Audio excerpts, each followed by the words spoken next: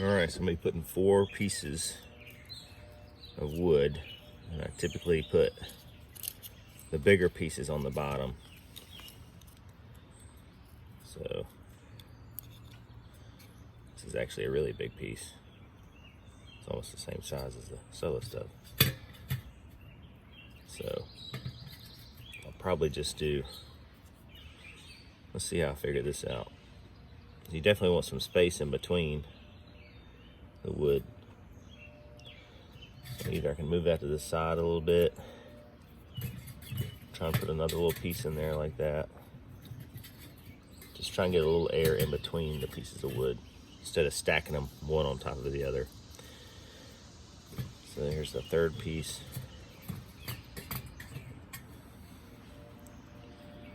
And here's the 4th piece. Just like that. A little air in between, just a little bit. You don't need a whole lot. And then I have the fat wood. Lighter wood. And what I normally do with that is, I mean, you could probably just place them in there how you wanted them and crisscross them, but I actually like to break mine in half. So I'll put one there, crisscross them, just put a little airspace in between them. I got 3 pieces of these, 3 total pieces of the light wood. So it's gonna make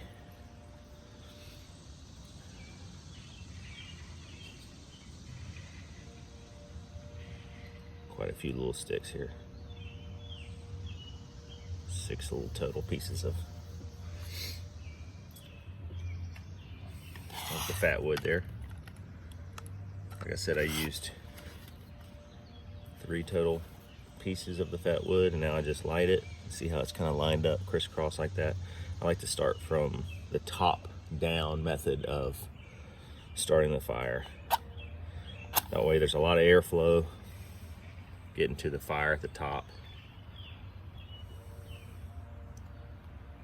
And once you get the fat wood, light wood lit, then it should just continue to carry to the rest of the pieces.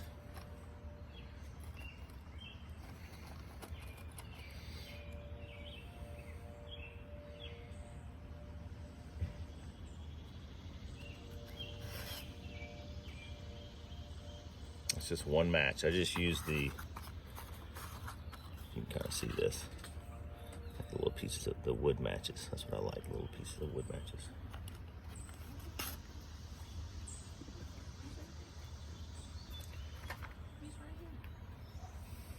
Go ahead and put the ring around it.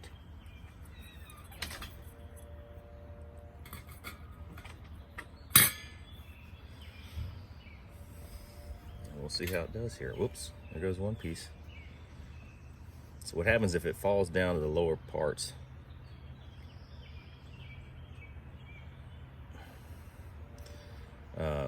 It can catch the lower part on fire, but those are pretty big pieces down there, so it probably won't. But that's the whole purpose of the top-down method, is starting the fire from the top, and then once the pieces on the top get really hot and turn into embers, they kind of fall down to the lower parts of the wood, and it helps catch them on fire. So that's what I've learned, at least, and I'm not saying this is the only way to do it. This is just the way I do it.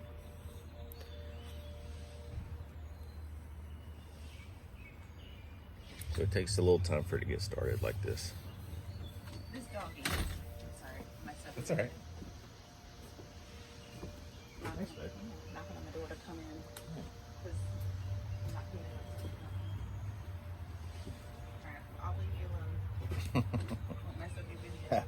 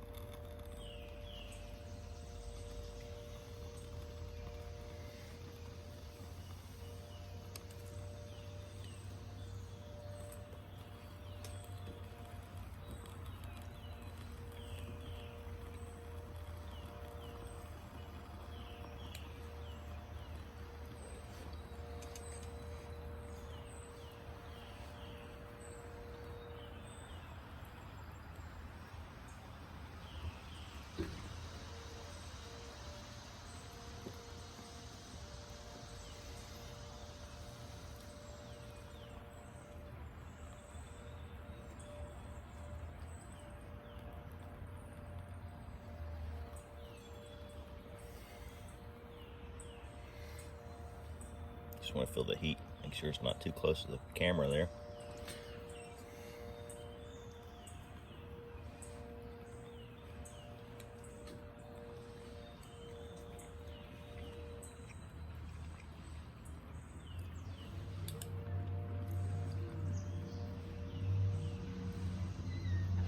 If you want the fire to get started a lot quicker, you could obviously put a lot more lighter wood in there. But I'm a little conservative on the lighter wood. And I do have kind of an unlimited amount, but I prefer the nice and slower method instead of the how fast can you make a fire.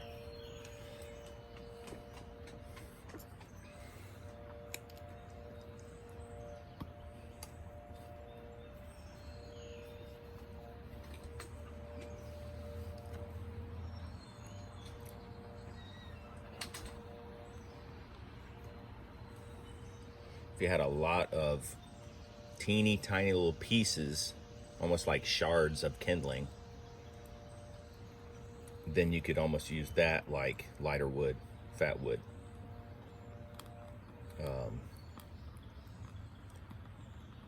But most people don't have that around, so that's why I'm not showing how to start a fire with that, since I provided the fat wood, the light wood. See, it's catching the smaller logs on fire right now, just underneath the fat wood. You start to hear it kind of crackling and popping. That's when you know. That's when you know they're on fire. The smaller logs underneath the fat wood.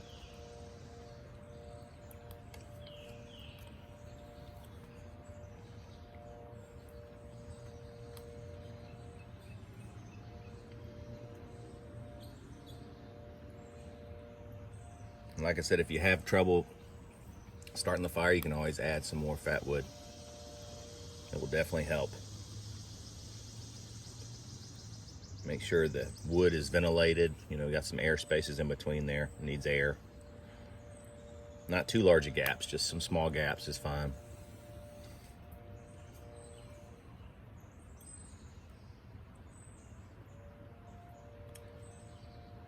And there you go. Fire starting to grow. It's been roughly 9 minutes now, or so. 8 minutes, 9 minutes. But it's super hot already. It doesn't have a really tall flame yet.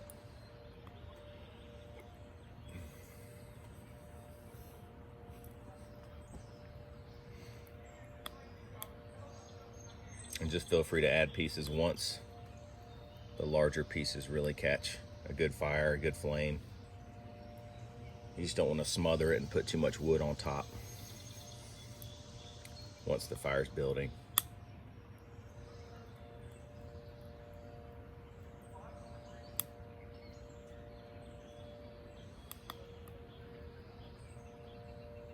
The flame's not quite as dramatic during the day. It's pretty neat at night.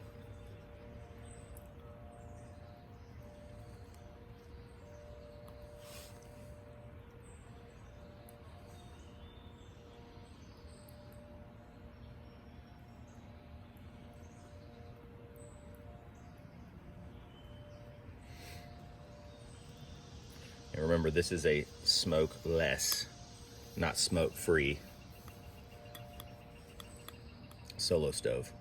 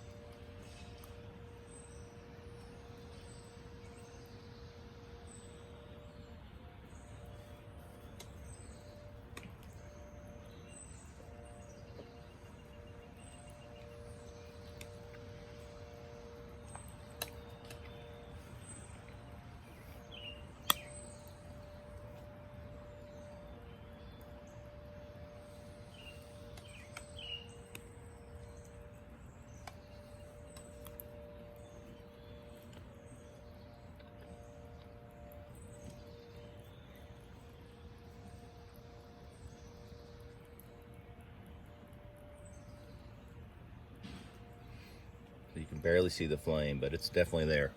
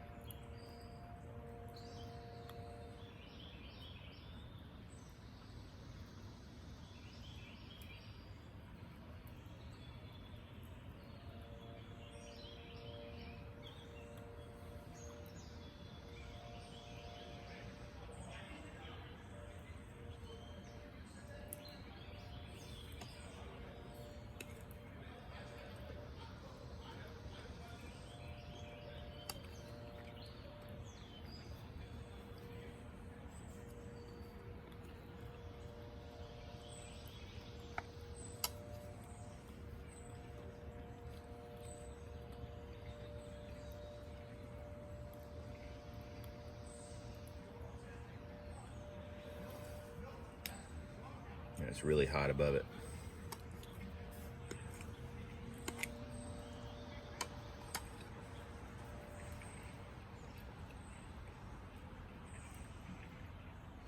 Once the fire gets really going, there will be less smoke. Once the inside of the Solo stove gets really hot, the inside walls of it.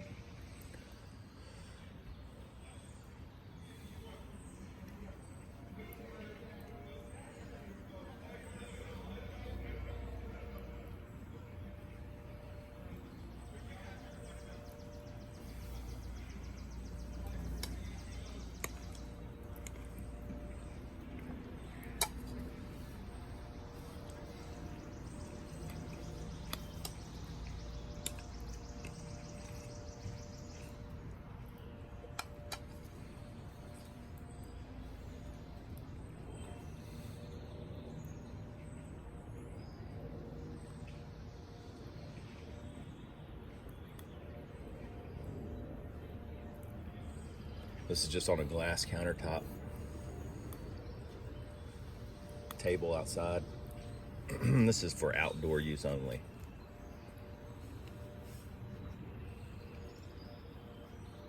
I just produce the firewood. I'm not the maker of the Solo stove, obviously, so I just read up on the stuff just as much as y'all can. But it just makes sense that this would be outdoors. Needs airflow, and yes, there is smoke and there's embers that come off of it, so I would not want to put this indoors or close to underneath a overhanging tree branch, anything like that. I could catch on fire. Because you'll see it especially at night. And the flame's pretty high. I mean, it could be 1.5 feet above the actual Solo stove, Mesa. So it's pretty high, pretty tall flame. Looks kind of like a rocket stove.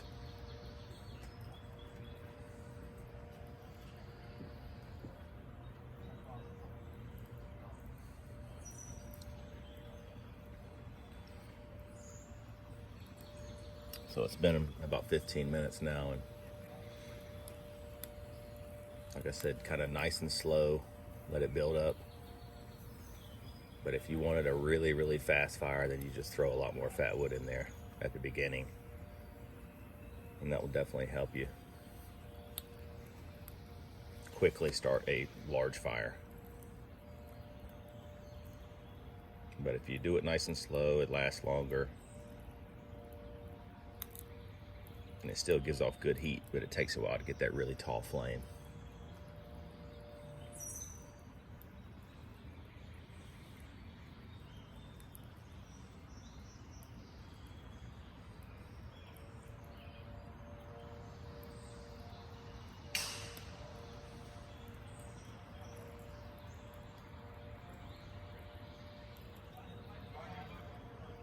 All that background talking you hear is a tournament at my home golf course.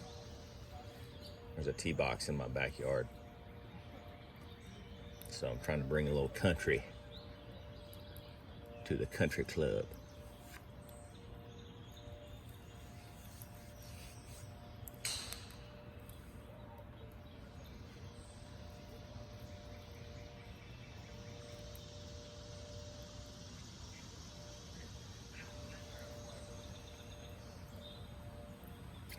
Now would be a good time to add another piece of wood if you wanted to.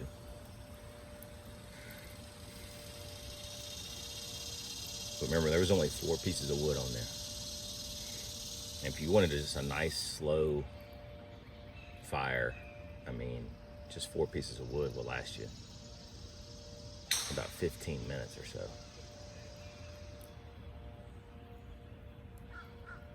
But it's still got quite a few ways to burn down there. They're at the bottom, so when you use the top-down method, it's a slow burning fire. Starts from the top, kind of moves down to the bottom eventually, catches the lower logs on fire.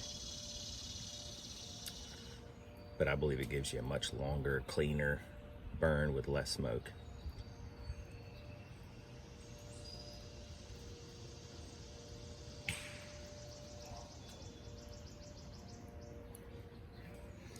I'll add another log on there right now, just to show you how quickly that one catches.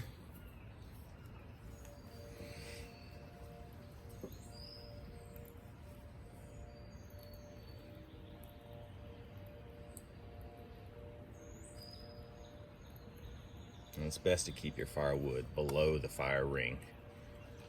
It's not smart or wise to build a really tall stacked wood pile in your solo stove Mesa.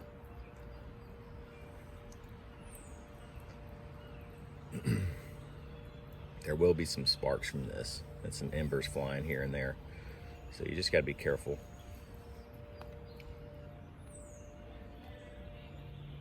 I mean, if I was really conscious about the safety of everything, I would probably have a small fire extinguisher close by, just in case. Maybe somebody knocked it over accidentally, which would be awful.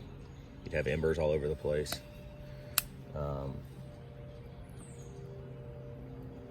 Or ember flew out and caught something on fire, which would be awful. That's why I like to do this outdoors, and not on a very windy day either. Definitely don't do this on a windy day.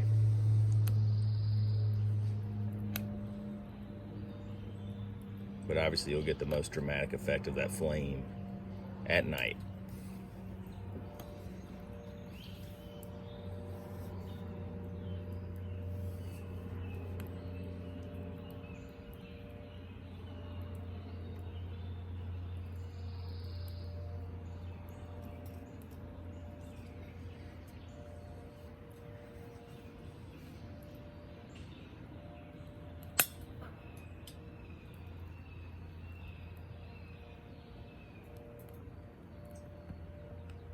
I don't know if they have spark screens to this or not, but this might be a little too close.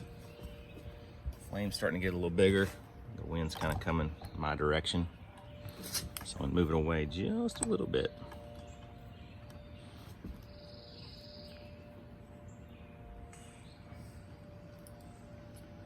Move these legs.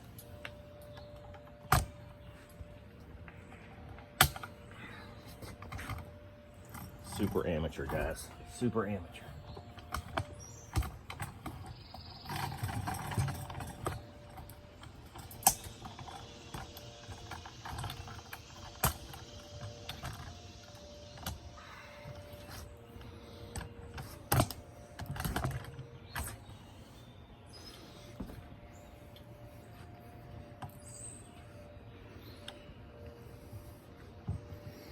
Pretty tall flame.